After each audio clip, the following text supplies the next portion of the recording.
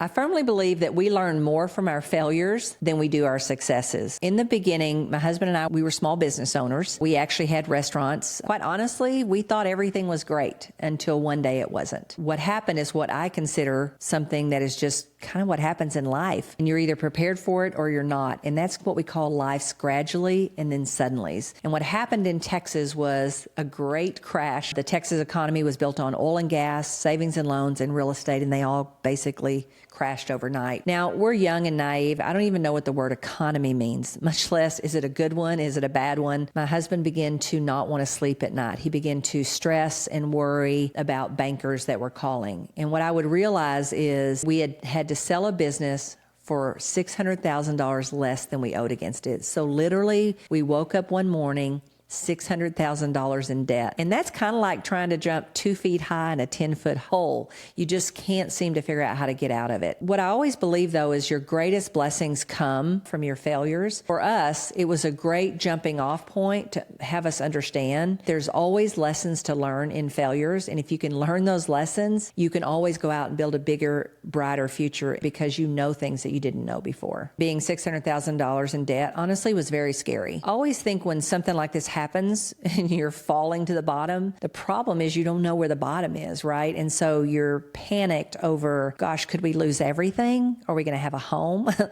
Can we feed our kids?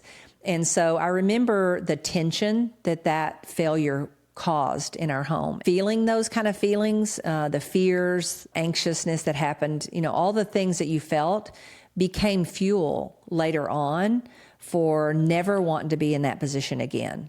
For understanding that life is going to give us some graduallys and suddenlies, and you can either be prepared for them or you can not be prepared. It was not a marriage enriching time. When you're that far in debt and you don't know how you're going to get out of it, you don't say nice things to each other. I'm just blessed today that the marriage survived and we've now been married 42 years. Money is the number one issue that causes marriages to fail, to be honest. There are some not so proud moments in that. I was, a young mother. I'd never made more than minimum wage. And the thought of all of a sudden the burden being on my back was frightening. I was angry at times, because I didn't know what I was going to do to get out of that hole or to help my husband get out of that hole. I think those situations at the time don't feel like it, but they're actually the launching pad into success and into preparation for another life moment when gradually and suddenly happens in your life. One of the first things I wish I had known before that happened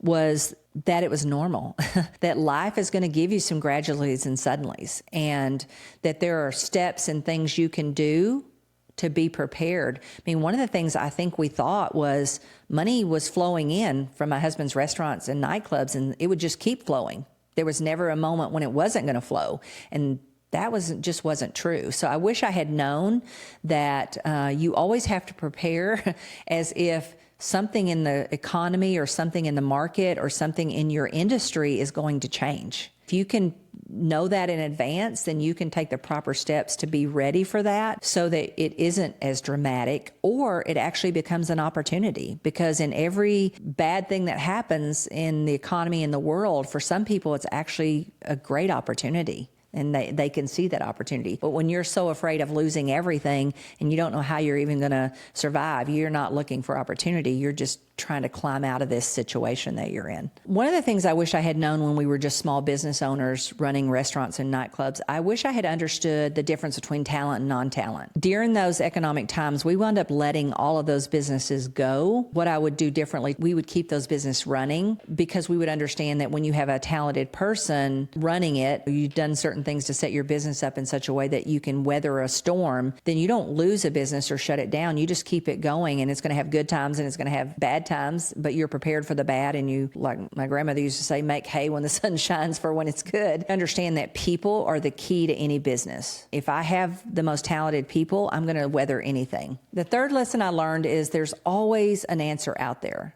It might be in a book. It might be a person who's experienced what you've experienced before that can share with you the lessons they learned. It could be a class that teaches me something I didn't know before. One of the things that failure did for us is it made us start searching for clues and answers and knowledge that we didn't search for before this happened. we didn't think we needed anything. There's always someone out there or a book or a resource that can help you in any situation that you're in is critical. So when you're going through something like this, one of the issues is you feel like you're the only person who's going through it or has ever gone through it. Getting around people who are successful, they're going to share with you their stories of how they went through something very similar.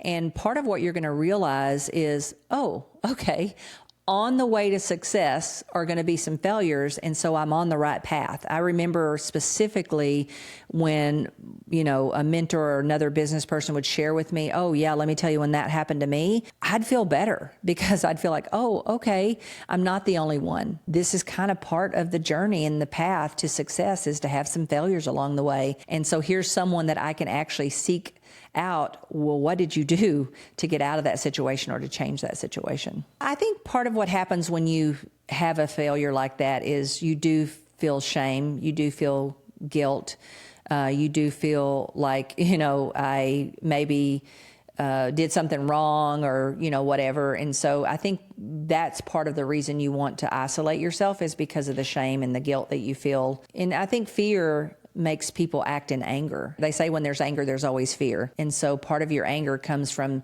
the fear that's underneath. I see this situation all the time. If you've had things before, it's almost harder to lose everything than if you had nothing. Because if you've had nothing, you're not afraid of where the bottom is because you've already been there. It's when you start to get some successes that I think we tend to veer away from failures even more, when really what we should do is get into more situations that we know there's probably going to be some failure, but instead we pull away from them. And really what we should do is lean into them. Number 4 would be persistence and tenacity is key to any success.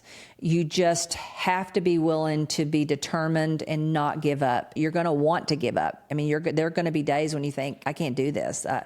I might as well quit. And to realize that you don't know whether you're on the 5-yard line or the 50, so you can't quit because you're probably on the 5. I remember I had a friend say that to me when I thought about quitting before. Thinking about quitting is normal.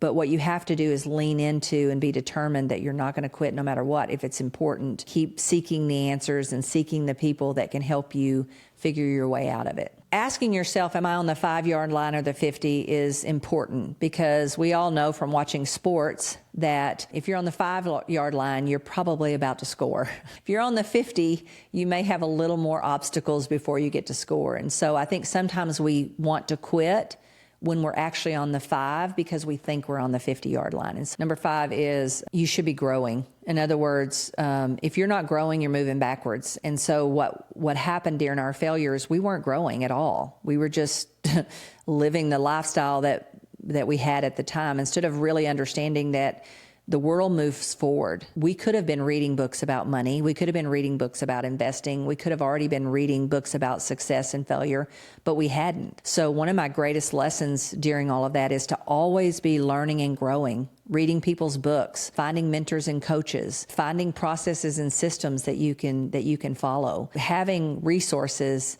is super important because it's going to help you not fail at maybe as far, but also help you know how to get out of it as soon as you do fail. So if you're out there and you've had a failure, whether it's bigger than our failure, it's smaller than our failure, whatever, just understand that you're not alone. It's part of the process. And it doesn't matter where you start. We were below the ground. We were below $600,000 in debt. What matters is what do you do from this point forward?